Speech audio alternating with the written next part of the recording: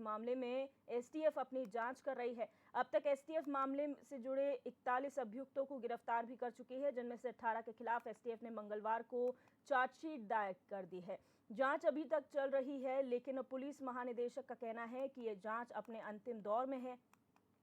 Police महानिदेशक अशोक कुमार का कहना है कि पेपर लीक मामले में एसटीएफ की जांच अब समाप्ति की ओर बढ़ रही है। वहीं वन दरोगा भर्ती परीक्षा में धांधली और सचिवालय रक्षक परीक्षा में हुई धांधली में 4 लोगों को एसटीएफ ने गिरफ्तार किया है। इसके अलावा 2015 में हुई पुलिस दरोगा भर्ती की जांच विजिलेंस को सौंपी गई है, जिन्होंने अपनी जांच शुरू भी कर दी है। पुलिस महानिदेशक का कहना है कि विजिलेंस की जांच पूरी तरह से पारदर्शी तरीके से की जा रही है और अगर किसी का भी नाम इस जांच में आएगा तो उसके खिलाफ सख्त कार्रवाई की जाएगी।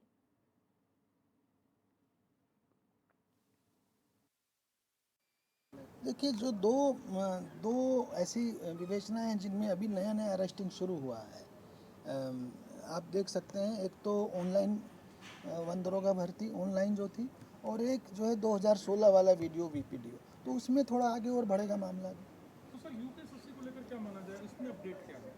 अपडेट मैंने कहा जिसकी शुरुआत हुई, जिसमें हाकम सिंह एंड गैंग वो क्लोज की तरफ है, पर क्लोज नहीं हुआ है, वो क्लोज की तरफ है, और ये लोग अभी शुरुआत हुए हैं 2 नए केसेस, इनमें भी और तो आपको बता दें कि यूके SSSC पेपर लीक मामले में गिरफ्तारियां हो चुकी हैं। लगभग 41 गिरफ्तारियां इस मामले में हुई हैं, जिनमें 18 के खिलाफ चार्जशीट दायर कर दी गई है। और अगर पुलिस महानिदेशक की माने तो ये जांच अब अपने क्लोजिंग की ओर है, यानी कि ये जांच ऑलमोस्ट खत्म होने वाली है। जितनी गिरफ्तारियां इसमें होनी थी वो हो चुकी हैं। और हमारे संवाददाता अभिषेक कुमार हमारे साथ जुड़ चुके हैं न्यूज रूम से लाइव। अभिषेक, ये जो कहा जा रहा है कि जांच अपने अंतिम पड़ाव पर है, यानी कि खत्म हो चुकी है, क्या वाकई में जिन लोगों की गिरफ्तारियां होनी थी, जो बड़े नाम इसमें थे, क्या उनकी गिरफ्तारियां हो चुकी हैं और ये खत्म होने वाली है जांच? बिल्कुल दिव्या, जिस तरह से राज्य महानिदेशक, जो पुलिस महानिदेशक है, जिस तरह से उन्होंने कहा है, तो ये माना जा सकता है कि जांच जो है, जो इसकी विवेचना जो जारी है, वो समाप्ति की ओर बढ़ रही है। ये ऐसा उनका कहना है। लेकिन सबसे बड़ा सवाल यही है कि क्या उन लोगों की गिरफ्तारी हो पाई है जो वाकई में इस पूरे पेपर लीक धांधली जो मामला था उसके पीछे थे। क्योंकि पुलिस ने जिस तरह से ये बयान दिया है कि इसकी जो विवेचना है वो अब समाप्ति की ओर है, ये कहीं ना कहीं इस ओर इशारा करता है कि पुलिस भी ये मान चुकी है कि जो 41 जो गिरफ्तारियां इसमें हुई है, उसके अलावा मुझे नहीं लगता कि इसमें पुलिस कोई ये सोच रही है कि इसमें कोई बड़ा नाम हो सकता है। अगर पुलिस की तरफ से इस तरह का बयान आता है तो जाहिर है कि 41 आरोपियों के साथ साथ अगर इक्का दुक्का कोई कार्रवाई देखने को मिलती है तो ये भी एक बड़ी बात होगी।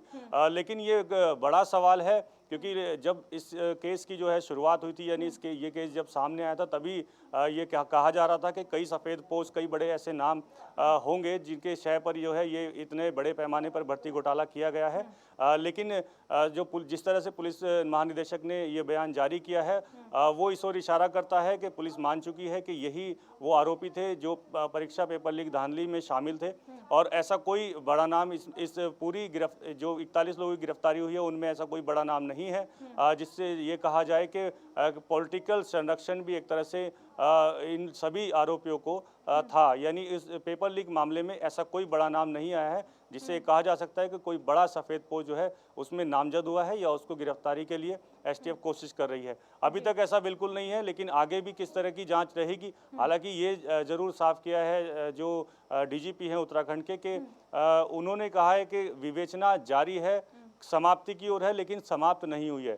उन्होंने साफ इशारा किया है कि आगे भी हो सकता है कि कुछ इक्का दुक्का गिरफ्तारी हो सकती हैं, लेकिन माना यही जा रहा है, जो चर्चाएं बनी हुई हैं कल के इस बयान से, वो यही माना जा रहा है कि जो एसटीएफ जांच कर रही थी वो कहीं ना कहीं वाकई में समाप्ति की ओर है, और पुलिस ये मान रही है कि यही आरोपी थे जिन्होंने ये परीक्षा पेपर धांधली की है। दिव्या, बिल्कुल अभिषेक, अगर बात करें इस जितनी भी गिरफ्तारियां हुए हैं, उनका लीडर जो कहा जा रहा है वो है सैयद सादिक मूसा, जिसे गिरफ्तार कर लिया गया है, वो लीडर है।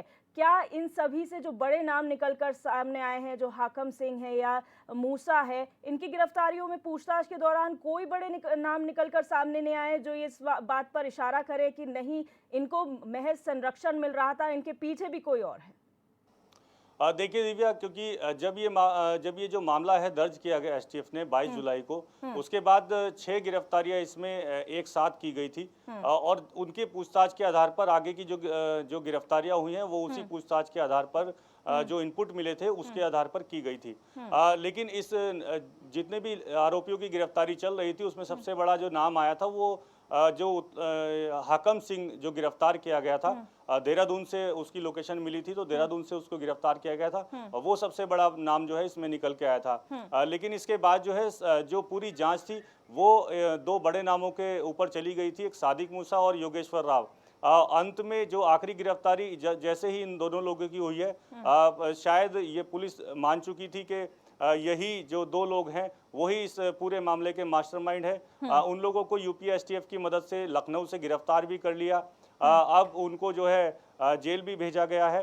तो ये कहा जा सकता है कि जो बड़े नाम थे वो इन तीनों के अलावा ऐसा कोई बड़ा नाम इस पूरी जो आरोपियों की जो लिस्ट है उसमें ऐसा नहीं है जो चौंका देने वाला हो, जिससे कहा जाए कि वाकई में इसको जो है जो पॉलिटिकल कोई भी संरक्षण था वो इसको मिला हुआ है। लेकिन ये चर्चाओं में है ये खबर, ये जो जितनी भी चर्चाएं हुई हैं आरोपियों को लेकर के, तो ये बात खास तौर पर जो है कही जा रही है कि ऐसा संभव ही नहीं है कि बिना किसी रसूख के, बिना किसी पॉलिटिकल पावर के ये इतने बड़े पैमाने पर धांधली की जा सके। दिव्या, बिल्कुल अभिषेक, और जो अन्य परीक्षाओं की यहाँ पर जांच चल रही है उसमें जो गिरफ्तारियां अभी तक हुई है उनकी भी जांच चल रही है और ये कहा जा रहा है कि उसमें जल्द ही आगे की कोई कार्रवाई की जाएगी। अगर बात करें उन भर्ती परीक्षाओं की जांच की तो किस पैमाने पे की जा रही है, कितना उसमें सफलता अभी तक हासिल हुई है और क्या हम उम्मीद लगा सकते हैं आगे?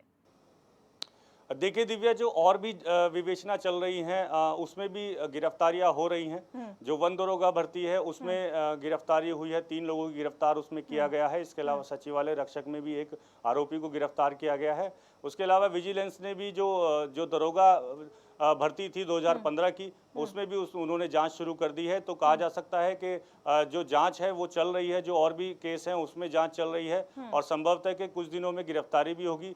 लेकिन जो एक सबसे बड़ा सवाल जो राज्य के डीजीपी से पूछा गया था, क्योंकि जो 2015 में जो भर्ती घोटाला जो सामने आया है जिसमें विजिलेंस जांच कर रही है, उसको लेकर के एक सवाल पूछा गया था उनसे। तो उन्होंने उसके जवाब में ये कहा था कि जो भी दरोगा या जो भी अभी तैनात हैं किसी भी थाने या चौकी में, अगर वो इसमें लिप्त पाए जाते हैं तो उनको अभी किसी को नहीं हटाया जाएगा, लेकिन अगर लिप्त पाए जाते हैं तो उन पर जो है सख्त से सख्त कार्रवाई की जाएगी। दरअसल ये सब कुछ इसलिए पूछा जा रहा है क्योंकि जो पॉलिटिकल जो पार्टियां हैं वो लगातार ये सवाल उठा रही हैं कि जिन दरोगाओं की भर्ती हो चुकी है, जो परीक्षा में धांधली जिन्होंने की होगी और वो तैनाती भी उनको मिली है, वो थाने चौकियों में अपनी सेवाएं भी दे रहे हैं, ऐसे में विजिलेंस अगर जांच करिए तो वो उस जांच को प्रभावित कर सकते हैं। लेकिन राज्य के डीजीपी ने ये साफ कर दिया है कि